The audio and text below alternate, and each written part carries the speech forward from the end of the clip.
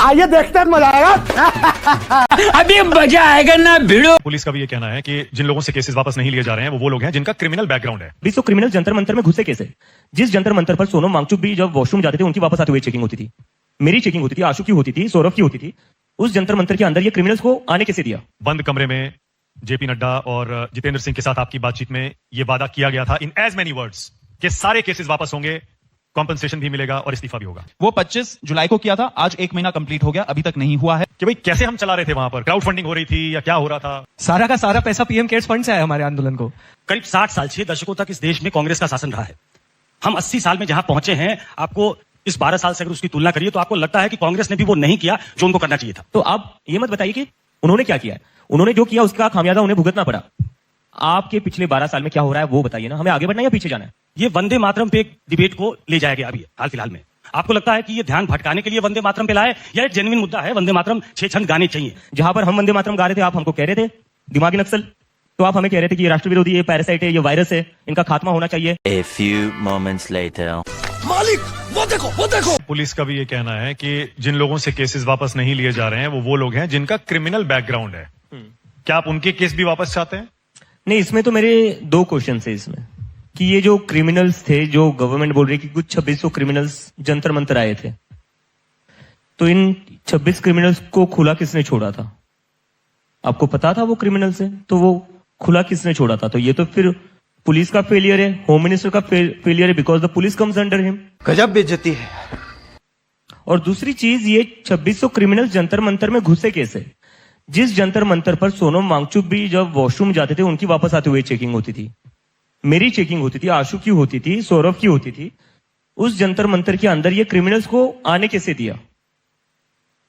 तो आपकी demand clear है कि सारे केसेस वापस होने चाहिए। नहीं, जो क्रिमिनल्स आप कह रहे हो अगर होंगे तो करो, उनके रखो, लेकिन जो स्टूडेंट्स है, क्रिमिनल्स का नाम लेकर आप स्टूडेंट्स को मत फंसाइए। आई थिंक गवर्नमेंट वो कर रही है। सही पकड़े हैं आप एक बार फिर से इस मंच का इस्तेमाल करके ये भरोसा दिला सकते हैं, ये बता सकते हैं कि बंद कमरे में जेपी नड्डा और जितेंद्र सिंह के साथ आपकी बातचीत में ये वादा किया गया था इन एज मेनी वर्ड्स कि सारे केसेस वापस होंगे, कॉम्पनसेशन भी मिलेगा और इस्तीफा भी होगा। देखिए, बंद कमरे में जो बात हुई वो तो एक तरह से जेंटलमैन्स कोड भी रहता है कि you don't reveal those things, लेकिन जो रिवील हुआ है वो तो पूरे देश भर के सामने प्रेस कॉन्फ्रेंस में मैं और आशुतोष बैठे थे दोनों मिनिस्टर्स के साथ। उसमें उन्होंने बहुत स्पष्ट शब्दों में बोला कि सारे एफआईआर्स विड्रॉ होंगे, फ्यूचर में किसी भी प्रोटेस्टर को टारगेट नहीं किया जाएगा। यही नहीं, अभी और सुनिए। एंड जो कॉम्पनसेशन है एक ऑनरेबल अमाउंट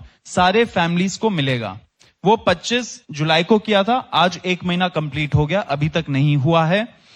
इसमें ये मैं जरूर कहना चाहता हूं कि जो हम युवा है, हमारे प्रेशर के वजह से बहुत सारे स्टेट्स में नोटिफिकेशंस निकले थे, जिसका लैंग्वेज भी हम लोगों ने ही डिसाइड किया था कि एफआईआर्स विड्रॉ होंगे या क्लोजर रिपोर्ट्स फाइल होंगे, क्या होगा वो सब हम लोगों ने ही, जो गवर्नमेंट का डेलीगेशन था उसके साथ मिलकर हम लोगों ने वो नोटिफिकेशन को निकलवाया था। हर स्टेट गवर्नमेंट के साथ। So they were in touch with you regularly? नहीं, उसके बाद गवर्नमेंट का एक हाई लेवल डेलीगेशन हमारे साथ टच में था, लेकिन पिछले 1-2 हफ्ते में वो लोग हम लोगों से बातचीत करना बंद कर दिया था उन लोगों ने, इसलिए हम लोग को अब फिर से रोड पे उतरना पड़ रहा है। क्या बात, ये बात है। पुलिस वाले 3 पुलिस वाले आए थे एक दिन, कैप पहनकर, मास्क पहनकर और ग्लासेस लगाकर, और मैं थोड़ा डर गया कि ये कौन आ गया। तो कहते हैं कि नहीं, थोड़ा साइड में आकर बात करते हैं। मैंने बोला क्या हो गया? कहते नहीं, हम पुलिस वाले, हमारी यहीं पर ड्यूटी लगी हुई है, लेकिन आज सपोर्ट करने आ रहे थे तो आज हम ऑफ लेकर आए। आप जो कर रहे हैं बहुत अच्छे कर रहे हो, क्योंकि मेरी बेटी 10th में है और मैं नहीं चाहता मेरी बेटी को भी वही झेलना पड़े जो आज बाकी लोग झेल रहे हैं। So this is the reality of the police officers, जो लो रैंक के ऑफिसर्स है। अब बाकी जिसको प्रमोशन चाहिए वो तो लाठी चलाएगा, टीयर गैस चलाएगा, पेलेट गन चलाएगा, जिससे भी पोस्ट रिटायरमेंट बेनिफिट मिल जाए। तू समझा? हाँ। नहीं, तू समझा नहीं। जब भी कोई इस तरह का मूवमेंट होता है ना, एक्टिविज्म होता है, तो लोग कहते हैं पीछे से कोई फंड कर रहा है। वो याद करिए अन्ना आंदोलन, बोलते संघ ने फंड किया है। फिर कोई और आंदोलन आएगा, बोलेंगे किसी और ने फंड किया। तो ये ऐसा तो है, फ्री में तो हो नहीं जाता, खर्चा तो होता है। आशुतोष, क्या आप उन सारे कॉन्स्पिरेसी थ्योरीज को आज why don't you put to rest कि भाई कैसे हम चला रहे थे वहां पर? क्राउड फंडिंग हो रही थी या क्या हो रहा था? मैंने आपके शो में आंसर दे दिया इसका। सारा का सारा पैसा पीएम केयर्स फंड से आया हमारे आंदोलन को। अभी वो एक दिमागी नक्सल पार्टी बनी है, उन्होंने भी यही, उनको भी पीएम केयर्स फंड से आ रहा है। कैसी अपमानजनक बातें कर रहा होता है क्योंकि उन लोगों के हिसाब से देश में और कोई नेशनल इमरजेंसी तो है नहीं, तो वो जो 80-90 लाख उन लोगों ने खर्च किए हैं पिछले 1-2 सालों में, वो सारा हमारे सीजेपी को स्पॉन्सर करने के लिए किया है। I am not lying. आप लोग प्लीज पीएम केयर्स फंड की जो भी ऑडिट रिपोर्ट है, प्लीज पूरी ऑडिट रिपोर्ट रिलीज कीजिए। सारा का सारा पैसा सीजेपी को पीएम केयर्स फंड से है। आशु एक और चीज भूल रहे हैं, थोड़ा सा इलेक्टोरल बॉन्ड्स बीजेपी के तरफ से भी आया है तो उनका भी जांच हो जाना चाहिए। शाबाश। आज कोई भी युवा अगर ऑडिट करने जा रहा है अपना स्कूल, लोकल स्कूल, वो जैसे ही वहां से निकलता है वहां पे मरम्मत शुरू हो जाती है, वहां पे डेवलपमेंट शुरू हो जाती है, वो साफ हो जाती है। हर एक वो सीजेपी का सपोर्टर हो ना हो, सीजेपी का वॉलंटियर हो ना हो, वहां पे काम शुरू हो जाता है तुरंत। एंड वो अवेकनिंग हमें ग्रास रूट पे चाहिए थी एंड वही हो रहा है अभी। आई थिंक इससे बेटर कुछ हो ही नहीं सकता, इससे ज्यादा सक्सेसफुल कोई मूवमेंट हो ही नहीं सकती। ग्राउंड लेवल अवेकनिंग हो जाए। बात तो सही है। सुकेश, राजीव, मेरे दो सहयोगी सवाल पूछना चाह रहे हैं। अखिलेश भी हैं। सुकेश, हेलो। नहीं, मैं पूछना चाहता हूं आप में तीनों में से कोई भी जवाब दे दे। हमारे देश की सबसे बड़ी स्ट्रेंथ जो है, कहते हैं डेमोग्राफिक डिविडेंड है उसका, लेकिन बहुत बार उसमें पॉलिटिकल डिविडेंड भी लोग देखते हैं। आप में से कम 2 ऐसे हैं जो आम आदमी पार्टी के साथ काम कर चुके हैं। वो भी एक मूवमेंट के तौर पे शुरू हुआ था। शुरू में उन्होंने कहा कि हम पॉलिटिक्स में नहीं जाएंगे, लेकिन शायद उनको ये प्लंज लेना पड़ा क्योंकि बिना पॉलिटिक्स में जाए चेंजेस नहीं ला सकते। अभी बदत है भाई, अभी बदत है। 3 महीने पहले तक इस तरह के प्रेशर ग्रुप की इफेक्टिवनेस को लेकर मुझे बहुत डाउट था। I will be very honest. मुझे नहीं पता था कि इस तरह के प्रेशर ग्रुप्स कितना इंपैक्ट क्रिएट कर सकते हैं। लेकिन मुझे लगता है सबसे बड़ा रीजन ये आंदोलन इतना सक्सेसफुल था, वो इसीलिए था क्योंकि हम लोगों ने एक independently, without any political bias, without any political affiliation, issues based बात रखी।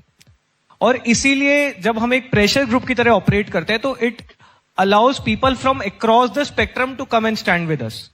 जंतर मंतर के आंदोलन में बहुत सारी जनता ऐसी थी जो एक्चुअली बीजेपी सपोर्टर्स थे। ये गड़बड़ है बाबा। वो ये बोलते थे कि नहीं, हम मोदी जी को वोट देंगे, लेकिन धर्मेंद्र प्रधान को तो हटना चाहिए। हमारे एजुकेशन सिस्टम में बहुत ज्यादा प्रॉब्लम है, पेपर लीक्स हो रहे, Dharmendra Pradhan needs to go. तो as a political pressure group, CJP has proven that it can be an effective way of strengthening the democracy. Not everything has to be political. तो मुझे लगता है वो notion काफी change हुआ है सीजेपी के आने के बाद से।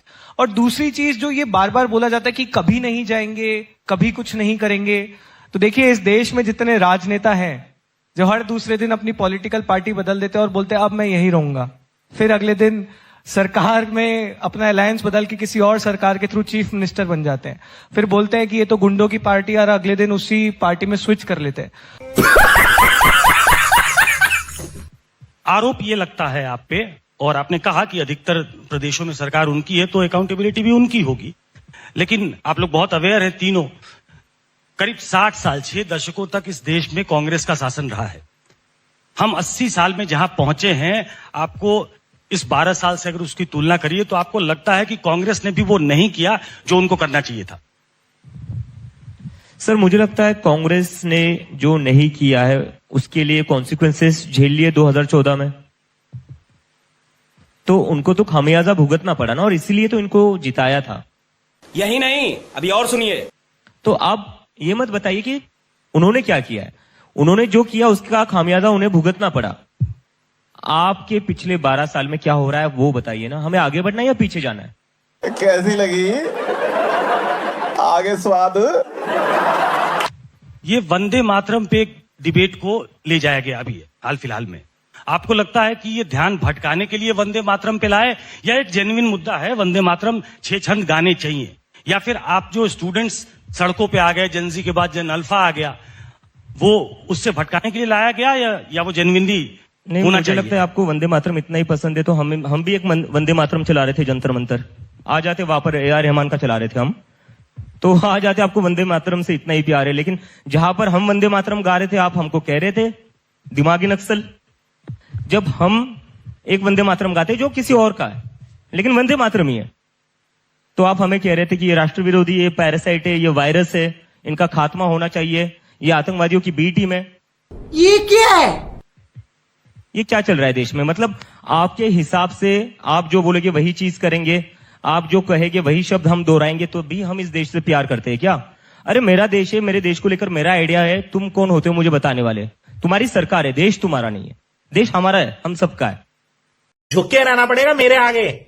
अखिलेश, आपसे मेरा सवाल है, साहिल लोचब नाम सुना होगा आप लोगों ने, जिन्हें पैलेट गन से चोट लग गई थी। जी।